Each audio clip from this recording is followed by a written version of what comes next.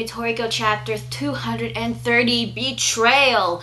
I know the chapter came out yesterday, but I've been so busy lately and kind of really tired at the moment. I didn't actually have the energy to make the chapter review, but now that I am, and plus, with Fairy Tail coming out today, I'm ready to start reviewing. So, the chapter begins right where it left off. All the Elg clones, including the original Elg, is being forever electrocuted over and over again until his gourmet cells decide to give up and his skin starts melting. He has this weird looking face and his hair starts falling out.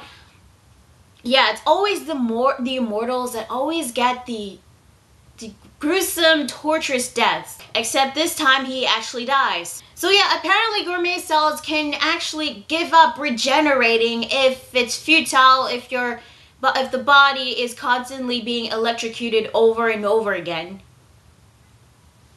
Okay. And, I guess why Elg was covered himself with bandages, because he didn't want to embarrass Midora right in front of him. He didn't want to ruin his appetite, because he's apparently ugly.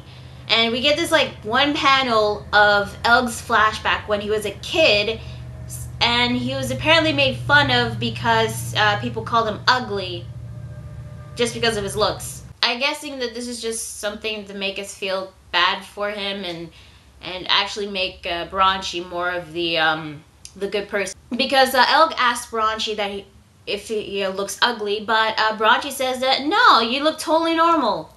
Apparently, from where he's from, there are Oni and Kappa and Daruma that live in his village. So comparing those to Elg, he would actually be perfectly normal in Bronchi's village. I guess why Bronchi never actually thought of him as ugly. And because of this, Elg seems to be really happy and actually obtain something stimulating for himself, just so he could die in peace.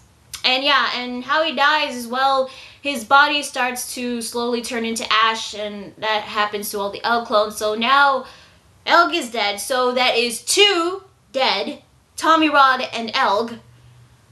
Which makes you wonder who is next. Bronchi.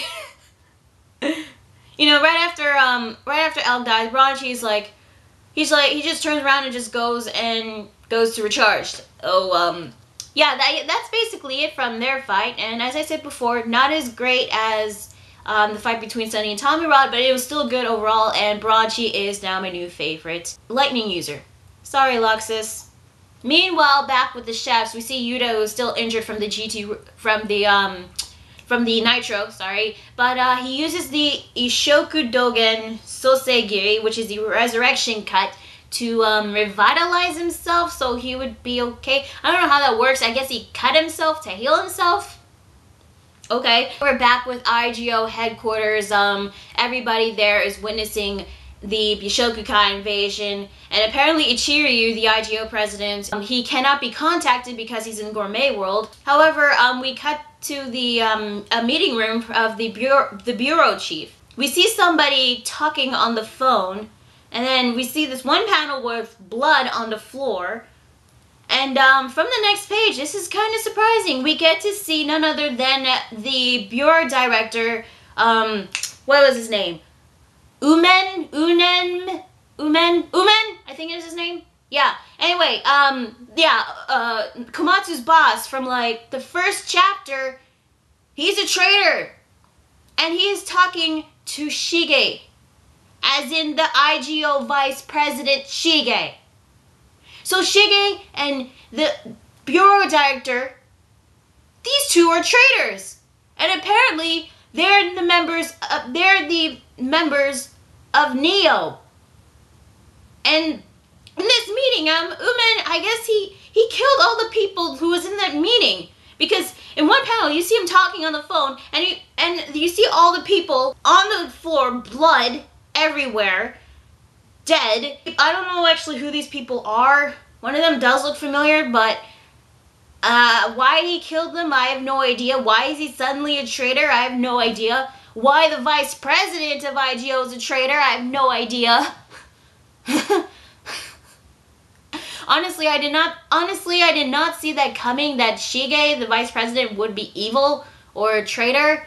and a member of Neo. But then again, I don't know what Neo's intentions are. I don't know what their deal is or why they're doing this. Something about New Food Utopia or something like that. I'm not sure. I mean, they're not the allies of the Bishokukai or the Bishokia. So what are their intentions? I have no idea. I guess we'll probably know until we see either Zaus appear or when we see Joa come back. I'm still trying to remember who that is. So he's telling Shige that his part is done and that he is no longer used for IGO. We cut back to Monsan, who is still fighting against the GT Robos. And no matter how many times the GT Robos blast him, Monsan will just come back and just punch them with the wanted punch. During his little rampage of his, something stabs him from behind his back. And it turns out it was a tongue from this snake thing, and on top of it, on top of the snake's head, it was Shige, the last person Monsan talked to before he went to the cooking fest. The fuck? Yeah, I know Shige was a traitor because it was revealed later on, but just seeing him like this, it surprised me even more. So Shige supposedly killed Monsan. Actually, it's still too early to tell whether Monsan is dead or not. All I know is that he got stabbed by the snake thing. Shige's all like, "You've done a good job here. Now you can rest, Monsan." And then, yeah, he starts coughing up blood, and it looks like he was about to pass out or supposedly die, leaving Rin all alone to deal with a couple of scum beasts and a couple more creatures that are coming down from the sky. Well, she's fucked. Meanwhile, with the rest of the chefs, you see Chiro trying to use the Shokugi Aranami-gi, the food honor raging waves cut on one of the scum beasts, but it doesn't work because that scum beast has something called food pressure. Now, food pressure apparently is the opposite of food honor, where you'd actually show your appreciation towards food. Food pressure is basically threatening the food ingredients in order to control them by force. So, wait. How does food pressure... So the scum beasts use food pressure to force Chiru's food honor attack to not work? How does... Okay, I think we need a better example of how food pressure works, because I'm a bit confused at how that works, but I guess it probably won't be explained a little bit more. Now, one of the chefs, what was his name? Dalma the Sky 13th. I think that was his name. Dalma the Sky. Or is it Dharma the Sky? Dalma? I'll just call him the Sky. Yeah, so he is actually one of the few surviving chefs that haven't been captured. He looks up to the sky and he warns all the chefs, look up. And then you see all these other creatures coming down from the sky. Yuta is like surprised. He's like, oh my god, is this the end?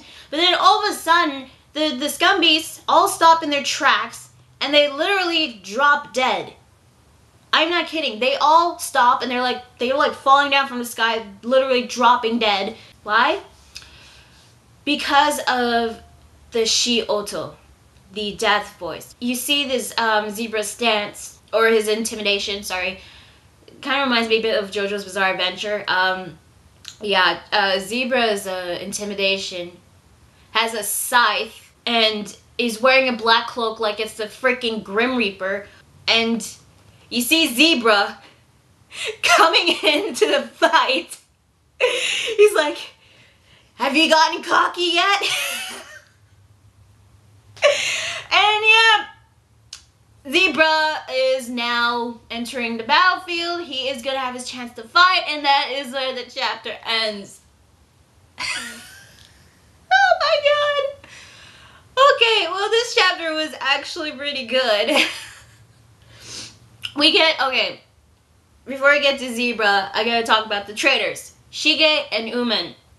Now these two, I wasn't really expecting them to be traitors. Apparently they're members of Neo, at least that's what it says on the Wikipedia page. But I'm also assuming that's true because I do not actually see them being traitors to, betraying the IGO for the Bishokukai. Most likely from Neo. Neo consisted of members not only from IGO but also from Bishokia, the chefs, the Saseiya, even the Bishokukai apparently. And honestly, it surprised me that Shige was also a traitor, the IGO vice president. And Shiryu, he apparently is nowhere around because he's in Gourmet World, so I don't know if he's really aware of what is going on. I'm actually really more interested in Neo at the moment because I really know what I really want to know what their intention is. I know their group means New Food Utopia, so I don't know like what their deal is. All I know is that they're like their own group. They don't side with the Bishokia or the IGO or with the Bishokukai. So hopefully we'll learn more about them. And so yeah, enough about Neo. Now Zebra, holy shit, yes! Oh my god, I cannot wait to see Zebra kick some ass. It will be freaking awesome. I don't know who he's gonna fight first. Maybe he's gonna try to kill the Scumbeast. But from what we see in the Shioto, the death voice, I think that's what it's called, he used it on one Nitro and it consumed a lot of calories for him. However, here, he used it to kill all the Scumbeasts in the sky. And God knows how many calories that it would take to use that. But if it does take like less than the one he used against the Nitro, then that means that just proves how much Zebra has really improved in his training. I guess if he did take training. All I know is that Zebra seems to be stronger than before and he's gonna kick some ass, which is gonna be freaking awesome. I don't know who he's gonna fight first. Probably the Scumbeast and then maybe one of the Bishokukai. I don't know which one.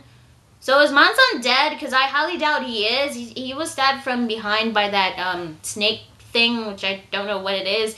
Although, then again, what is Rin gonna do? I mean, she's left...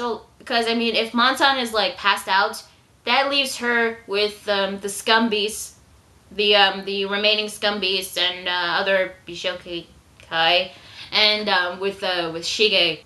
Tons of fights that are going on in this invasion, and I'm like wondering where are we gonna go to next. Yeah, overall I really liked this chapter. I thought this chapter was pretty good, especially the end. Oh my god, Zebra.